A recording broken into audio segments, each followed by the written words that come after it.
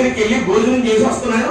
ఆమెకి ఎంతమంది పిల్లలు ఏంటో ఆమె పరిస్థితులు ఆయనకి తెలియదు. అంతే, ఆమె చేసిందంతే. ఆయన ప్రార్థనా పరుడు, భక్తి పరుడు, మోకరించి ప్రార్థన చేస్తున్నాడు. ఆ కుటుంబాన్ని దీవించిన ఆయన అన్నాడు అంతే. అప్పుడు వరకు మాట్లాడాలి. పక్కన ఉంటాడు గెహజీ, ఆయనకి తెలిసి అన్ని. ఏమంటున్నాడండి? వెళ్ళిపోయి ఏమంటున్నాడంటే, ఎంతమంది పిల్లలు, మీ భర్త బాగున్నాడా, ఇల్లు ఎంత, మీ ఆస్తి ఎంత, పొలాలు ఎంత అని అడిగేశాడు. కాబట్టి ఈ ఎలీషా, అయ్యా ఆమె ఇన్ని సంవత్సరాలు భక్తి శ్రద్ధలు మన మీద చూపించింది కనుక ఆమెకి ఏం కావాలో వాడిని మనం కోరుకోమ్మా. నేను నిన్ను దేవుని దగ్గర దీవెన పొంది దీవిస్తా. రెండవది, ఏ రాజుదైనా మాట్లాడి ఏ సమస్య ఉన్నా దానిని తీర్చడానికి పొలం లేదో, పొలంలో సమస్యలో, ఏమంటే కోర్టులో సమస్యలో, ఇంటి సమస్యలో, ఏదైనా కేసులో ఉన్నామేమో, ఏదైనా సమస్య ఉందేమో నేను అడిగి అటన్నిటిని తీరుస్తా. అంత బలమైన దైవజనుడిని. మరి ఇన్ని సంవత్సరాలు ఉన్నానంటే పక్కన గెహజీ ఉన్నాడు. అయ్యా ఆమె పిల్లలు లేరు అని చెప్పేసి ఎవరికి తెలిసిపోయింది ఆ మాట? గెహజీకి తెలిసింది. అప్పుడు మరుసటి సంవత్సరము మేము తిరిగి వచ్చే సమయానికి నీ ఒడిలో పండంటి కుమారుడు ఉంటాడు అని దీవించాడు. దేవునికి స్తోత్రం. పదాలు చెప్పనే ఉంటారు. మరుసటి సంవత్సరం తిరిగి వచ్చేసాడు ఆయన. పండంటి కుమారుని ఎత్తుకొని ఉందామే. దేవునికి స్తోత్రాలు. చరిత్ర చాలా ఉంటుందండి బైబిల్లో. మరలా కుమారుడికి అనారోగ్యం వస్తే అప్పుడు కూడా దైవజనుడు వెళ్ళి స్వస్థపరుస్తాడు. కరువు వచ్చినప్పుడు స్వస్థపరుస్తాడు. సమస్యలు వచ్చినప్పుడు ఎవరి దేవుని వాక్యం తెలియపరుస్తుంది. ఏం చెప్పుకున్నా, పోయిన ఆదివారం ఏం చెప్పుకున్నాం, ఎంతసేపు మాట్లాడుకున్నాం. ఇంకొకటండి, పోయిన ఆదివారం కీర్తన ధ్యానం ఏంటి అంటే డాక్టర్ మనం యూట్యూబ్ ఛానల్ ఓపెన్ చేసి చూస్తే తెలిసిపోతుంది. దేవునికి స్తోత్రం. 68వ కీర్తన ధ్యానం చేసుకున్నాము అనే జ్ఞానము ఈ వారమును మనము గుర్తు తెచ్చుకున్నాము. బంధుత్వాలు తెంచుకోవడం, బంధుత్వాలు పెంచుకోవడం, బంధములు తెంచుకోవడం, సంబంధములు, రక్త సంబంధులు, బంధములు తెగిపోయే మాటలు మాట్లాడి కుటుంబాల్లో కలతలు రేపుకోవడం అనే మాటలు మనం నేర్చుకున్నాం. వెలుగు సంబంధులు, ఆత్మీయ సంబంధులు, సంఘ సంబంధులు, సంఘ సేవకులతో సంబంధం, దేవునితో సంబంధం అని సంబంధముల గురించి మాట్లాడాం. దేవునికి స్తోత్రం. ఈ వారం ధ్యానాంశమైన మాట ఏంటంటే, సమయం తెలియదు, చాలా త్వరితముగా అయిపోయింది. ఆల్రెడీ ముగింపబడింది సమయం. ఇంకొక 7-8 నిమిషాల్లో నేను ఈ వాక్య భాగాన్ని ముగిస్తాను. ప్రియ సంగమా, దేవుని పిల్లలారా, ఆలోచన చేద్దాం. దేవుడు 68వ కీర్తనతో ఏం మాట్లాడుతున్నారంటే, దేవుడు లేచును గాక, మౌనంగా ఉండడు. ఆయన శిష్యులతో పడవలు ప్రయాణం చేస్తుంటే ఆయన అడుగు భాగంలోకి వెళ్ళి అలసి, ఆయన శరీరంతో ఉన్నాడు కదా, దేవుడిగా రాలేదు, నరుడుగా వచ్చాడు కాబట్టి అలసి కొద్ది సమయం విశ్రాంతి తీసుకుందామని పండుకున్నప్పుడు తుఫాను చెలరేగింది.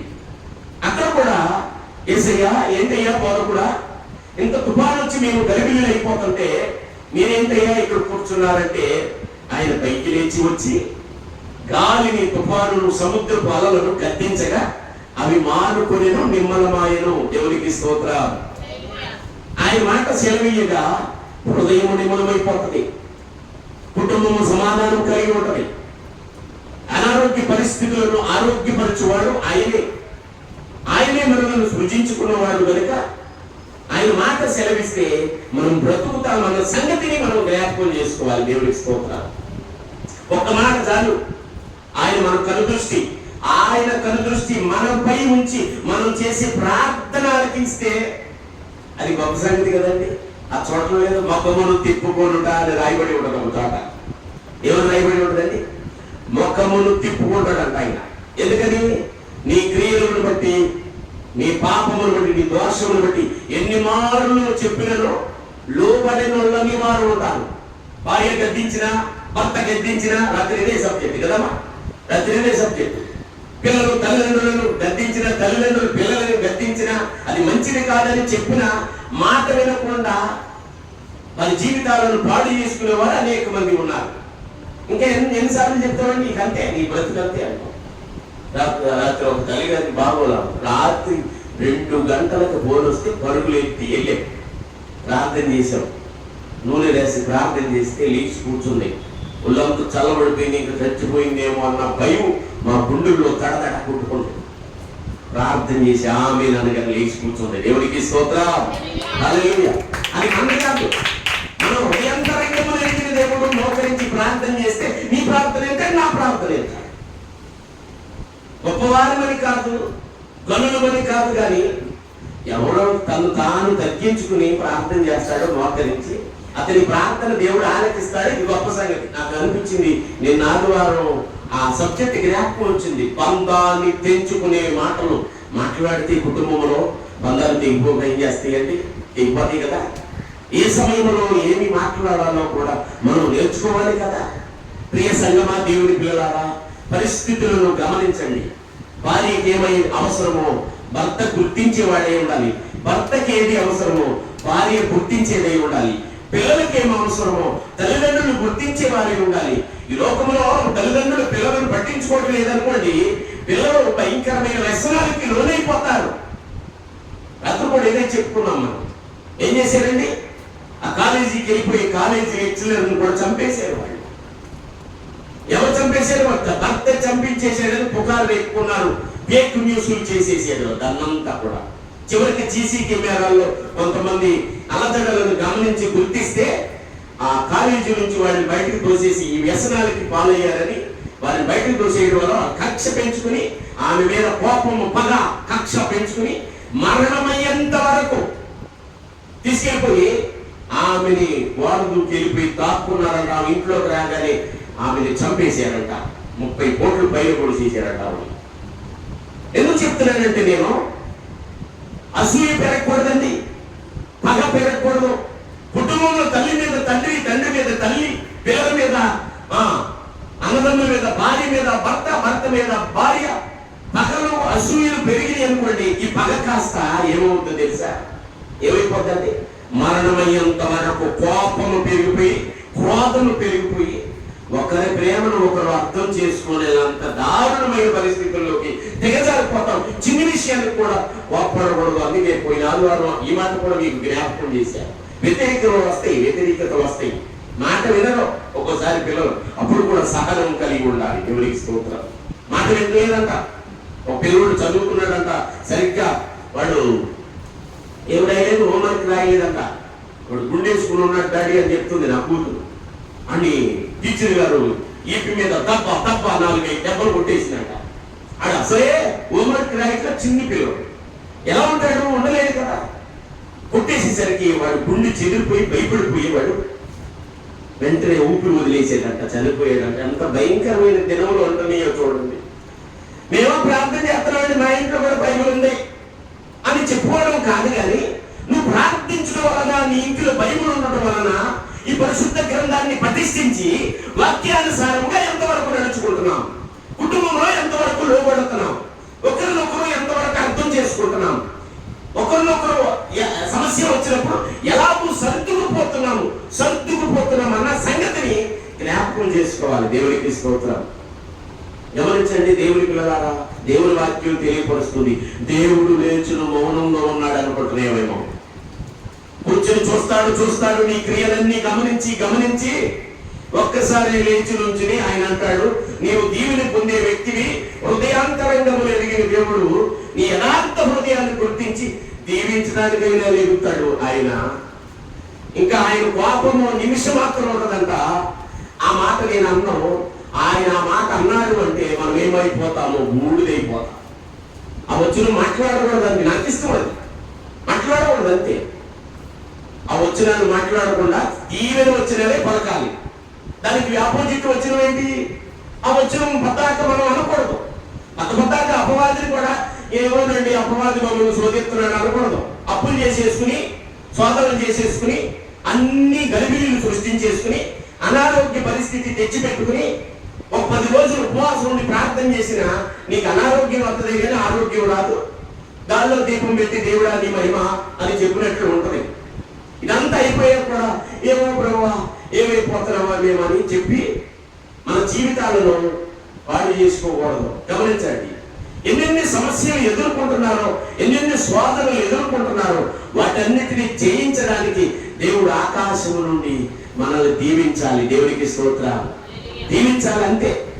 సమస్యలు చేసుకుని దేవా నువ్వే చేసేవాడైనా సాతాను గడు మమ్మల్ని శోధిస్తున్నాడు. శరీర కోరికలు తీర్చుకోవడానికి కూడా సాతాను గడు శోధిస్తున్నాడు. ఆ శరీరాన్ని అదుపులో పెట్టుకునే మనం ఏమంటే శరీర కోరికలు అంటే ఏంటి? బాగా తినాలనిపించేస్తుంది. గొంతుకి కత్తు పెట్టుకోమంటున్నాడు దేవుడు. ఆగు, ఎంతవరకు తినాలో అంతవరకు తినాలంతే. ఏది తినాలో అదే తినాలి. ఒక 10 అరటిపళ్ళు ఒకరోజు 10 గుడ్లు అట్లా తినేసేస్తాం అనుకోండి, రోజు ఏమైపోతాం? అనారోగ్యం వచ్చేస్తుంది. జాగ్రత్తగా బాగా ఇష్టమండి నేను కేకే తినేస్తానని కేక్ తినేసాను అనుకోండి, అనారోగ్యం వచ్చేస్తుంది, జలుబు వచ్చేస్తుంది, గుండె నీరు పెట్టేస్తుంది, బలహీనులు అయిపోతాం. ప్రతిదానికి లిమిట్ ఉంది, ఒక కొలత ఉంది. దేవుడు ప్రతిదాన్ని అట్లా ఏర్పాటు చేశాడు మనుషుడు. ఇంక ప్రతిదానికి ఆ సాతాను గడు చేశాడండి. అది పట్టాకాండి నిద్ర లేక లేచి వచ్చి నీ ఇంట్లోనే కూర్చుంటాడు. ఆడే చేశాడండి ఇదంతా. ఆ సాతాను గడు అని ఆడి మీద పోయకూడదు. మనం చేసుకున్న క్రియలు కూడా ఉంటాయి. వాడు తెలియకుండా వచ్చి రహస్యముగా నిన్ను పాపంలో శాపంలో బలహీనతలో చీకటిలో ముంచి వేస్తాడు. ఇదొకటి. రెండోది, మనము కూడా గ్రహింపు కలిగి ఉండాలి. గ్రహింపు అన్న మాట తెలుసా మీకు? గ్రహింపు అంటే ఏంటి? గ్రహింపు అవగాహన, వాక్యం పట్ల అవగాహన కలిగి ఉండాలి, గ్రహింపు కలిగి ఉండాలి. భర్త పట్ల గ్రహింపు, భార్య పట్ల గ్రహింపు, కుటుంబం పట్ల గ్రహింపు. ఈ గ్రహింపు లేకపోతే వాక్యం చదివే క్రైస్తవ బిడ్డలు ఎలాగూ బ్రతుకుతారు ఈ కడవరి దినాలలో, ఈ దుర్దినాలలో, భయంకరమైన చెడ్డ దినాలలో? దేవుని ప్రేమను గుర్తించి ఆయన మాట ప్రతిదినం వింటేనే కదా. యేసు ప్రభువే సాక్షాత్తు పరమ నుండి భూమి మీదకి దిగి వస్తేనే పక్కన వచ్చి నిలబడి సాతాను గడు, ఓ నాకు ఒక్కసారి మాట ఎత్తి, నా మాట ఇగో పండెక్కి కూర్చున్నావు కదా, ఆ కొండ మీద చూడు ఈ ప్రపంచం అంతా నీకే ఇచ్చేస్తాను అన్నట్టు. నువ్వు ఒక్క మాట పలికితే ఈ రాళ్ళని రొట్టెలు అవుతాయి, ఆకలి అవుతుంది తిను అని ఆయన శోధించాడు వాడు. మనమే పాట వారము. అందుకే నేను చెప్పే మాట ఏంటంటే, ప్రభు సన్నిధిని విడిచిపెట్టవద్దు. దేవునికి స్తోత్రం. దేవుని మాటలు నిర్లక్ష్యం చేసుకోవద్దు. ఆయన మాటలు హృదయం దాచుకుంటే ఒక మాట చెప్తాను నేను అనుభవిస్తున్నది. ప్రార్థన పూర్వకంగా ఏ ప్రయాణం చేసినా, ఏ డ్యూటీకి వెళ్ళినా, ఏ స్థలంలోకి వెళ్ళి ఆ పని మొదలెట్టినా ప్రార్థన పూర్వకంగా అక్కడ నిలబడి దేవుని వాగ్దానము వాక్యమును ఒకసారి జ్ఞాపకం చేసుకోండి. ఆ పని ఖచ్చితంగా జరుగుతుంది. మనం ఇది చేయం కాబట్టి స్వాతంలో పడిపోతాం, ఎరుకులో పడిపోతాం. ఎవరికి సమాధానం చెప్పాలి? ప్రభువా ఏంటయ్యా మాకు ఈ శోధన, ఎంత ప్రార్థన చేసుకుంటున్నా, చేయించలా చేస్తున్నామని అనుకుంటున్నాం అంతే. మన ప్రేమ ప్రార్థన చేయాలి, భక్తిగా ఉండాలి, దేవుడితో సంబంధం పెంచుకోకూడదు, పెంచుకోవాలి. దేవునికి స్తోత్రం. అక్కడ అంటున్నాడు, ఆయన శత్రువులను చెదరపోవులు దాకా ఆయన ద్వేషించువారు ఆయన సన్నిధి నుండి పారిపోదురు. నేను ఒకరు దేశిస్తే వారు కూడా పారిపోతారు. పొగ చెదరిపోయినట్లు నీ వారిని చెదరగొట్టుము, అగ్నికి మయము కలుగునట్లు భక్తిహీనులు దేవుని సన్నిధిని కరిగి నశించిపోతారంట. అది మాటలు మనకెందుకు? భక్తిహీనులు కాసేపు ప్రార్థన చేస్తారు, కాసేపు పాపం చేస్తారు, కాసేపు ప్రార్థన చేస్తారు, అమ్మలక్కల మీద, చుట్టుప్రక్కల ఉన్న అయ్యల మీద, నాయకుల మీద చాడీలు పండుగలు చెప్పి వారి మీద అబద్ధ సాక్ష్యములు పలికి వారిని వేధించి శోధించడానికి కొంతమంది సొరబడతా ఉంటారు. వారి మాటలు నశించిపోతాయి. నువ్వెందుకు బలహీనులు అవుతున్నావు? నువ్వు ధైర్యంగా ఉండు. దేవునికి స్తోత్రం. నీవు నీతి కలిగిన వాడు, యథార్థ హృదయం కలిగిన వాడు. ప్రార్థన చేయిస్తే దేవుడు నీ ప్రార్థన ఆలకిస్తున్నాడు కనుక నీతిమంతులకు సంతోషము కలుగును గాక, వారు దేవుని సన్నిధిని మోసించుకును గాక, వారు మహాదానముతో దేవుని గురించి ఆయన నామమును బట్టి స్తోత్రగానము చేయుడి. వాహనమెక్కి అరణ్యంలో ప్రయాణం చేయు, దేవుని కొరకు ఒక రాజ్య మార్గము చేయుడి. యెహోవా అను ఆయన నామమును బట్టి ఆయన సన్నిధిని ప్రహర్షించుడి. తన పరిశుద్ధ ఆలయమందున్న దేవుడు తండ్రి లేని వారికి తండ్రిగా ఉన్నాడు. తండ్రి లేని వాళ్ళు ఎంతమంది ఉన్నారు? నేనున్నా. తల్లిదండ్రులు లేని వాడు పాత్రము గారు ఉంది, తండ్రి లేని బిడ్డ. జన్మంలో నా తండ్రిని పోగొట్టుకుని తల్లిని పోగొట్టుకుని ఉన్న బిడ్డలు ఉన్నారు కదా. వారికి తల్లిగా తండ్రిగా ఉంటాడంటే ఏకాంగులను సంసారంలో చేస్తాడంట ఆయన. దేవుని స్తోత్రం. పెళ్లి కాని వారికి కూడా, పెళ్ళి వారికి ఎన్ని సంవత్సరాలు అవుతున్నా పెళ్లి అవ్వట్లేదు, మాకు వివాహం దొరకట్లేదు, మంచి భర్త దొరకట్లేదు, మంచి భార్య దొరకట్లేదు అని ఎదురు చూసేవారిని కూడా సంసారులుగా చేసేవాడి. దేవునికి స్తోత్రం. ప్రియ సంగమా, దేవుని పిల్లలారా, ఏమంటున్నాడైనా? తండ్రి లేని వారికి తండ్రి గారు, విధవరాండ్రులకు న్యాయకర్తనై ఉన్నాడు. ఇంకెవరు లేరు దిక్కు. నీ భర్త చనిపోయాడుగా, నిన్నెవరు చూస్తారు, నీకెదురు ఎవరు కూడా రారు, నిన్ను అసలు ఏ కార్యాలకి పిలవరు అన్నా కూడా దేవుడు ఆమెకు కూడా తోడు ఉంటాడంట. గట్టిగా చెప్పట్లు కొట్టండి, దేవుడికి స్తోత్రం. ఈ మాటలు చాలా, దేవుడు ఏకాంతులను సంసారులుగా చేయవాడు, ఆయన బంధింపబడిన వారిని విడిపించి వారిని వర్ధిల్ల చేయవాడు. బంధించేదంట ఎవరో తీసుకెళ్ళిపోయి, వీడు తప్పు చేసేయడానికి తీసుకెళ్లి జైల్లో వేసేసాడు. ఆయన మీద అబద్ధ సాక్ష్యం పలికి నిందించి వేధించి బంధించేసాం. బంధించబడిన వారిని, ఈ మాటలు ధ్యానం చేసుకుంటేనండి, ఈ మాటలు ధ్యానం చేసుకుంటే యోసేపు చరిత్ర జ్ఞాపకం వస్తుంది. యోసేపు అబద్ధ సాక్ష్యం పలికి యోసేపును జైల్లో వేసేసారు, కటకటాలు వేసేసారు, ఆయనను వేధించారు, ఆయనని శోధించారు. అక్కడ ఆస్థానం మంది మరలా ఆయన ఏం చేశాడు, బంధింపబడిన వారిని విడిపించి వర్ధిల్లింప చేశాడు. యోసేపు ద్వారా యోసేపు కుటుంబాన్ని వర్ధిల్లింప చేశాడు. దేవునికి స్తోత్రం. ఇశ్రాయేలీయులంతా ఈజిప్ట్ దేశానికి వెళ్ళారు, యోసేపు ద్వారా వెళ్ళిపోయారు అక్కడికి.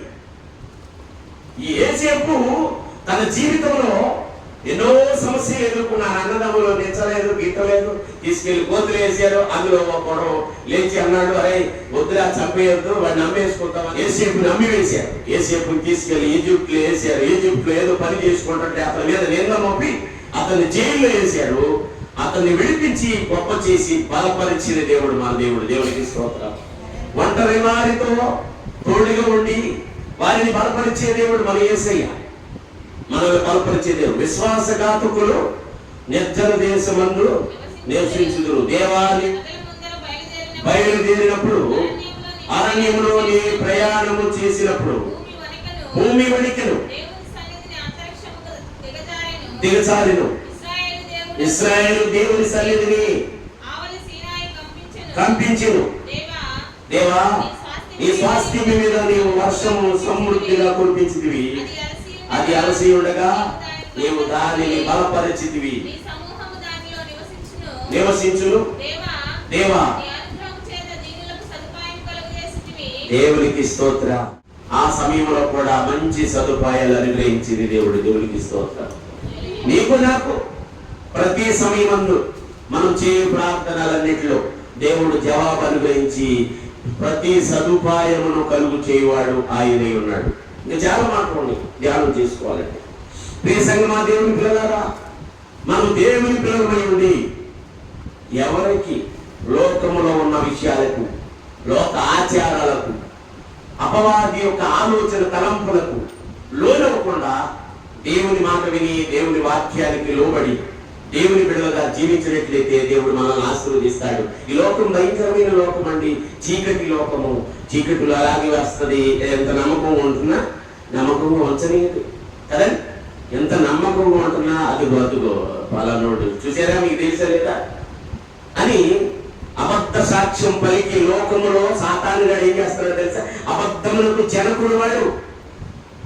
మేలు చేసేవారిని చేయలేదు కానీ కీడు మాత్రం చేయడానికి వాడిస్తాడు. కుటుంబాలను పాడు చేస్తూ, సంఘాలను పాడు చేస్తూ, గలిబిలిని సృష్టించే, అపవాది కలిగించే ఈ భయంకరమైన దుర్దినములలో దేవునికి దగ్గరగా ఉండడానికి ఇష్టపడాలి. దినములు చెడ్డవి కొడుక, సమయములు పోనీయక, సద్వినియోగపరచుకొనుచు అజ్ఞానుల వలె కాక జ్ఞానుల వలె నడుచుకోవాలి. బుద్ధిహీనుల వలె కాకుండా బుద్ధి కలిగిన వారుగా, జ్ఞానము కలిగిన వారుగా నడుచుకుందాం. దేవుడు మనల్ని దీవిస్తాడు, ఆశీర్వదిస్తాడు. ప్రతి సమయమందును అసమయమందును దేవుడు నీకు నాకు తోడుగా ఉండాలని మోకరించి కళ్ళు మూసుకుని ప్రార్థన చేసుకుందాం.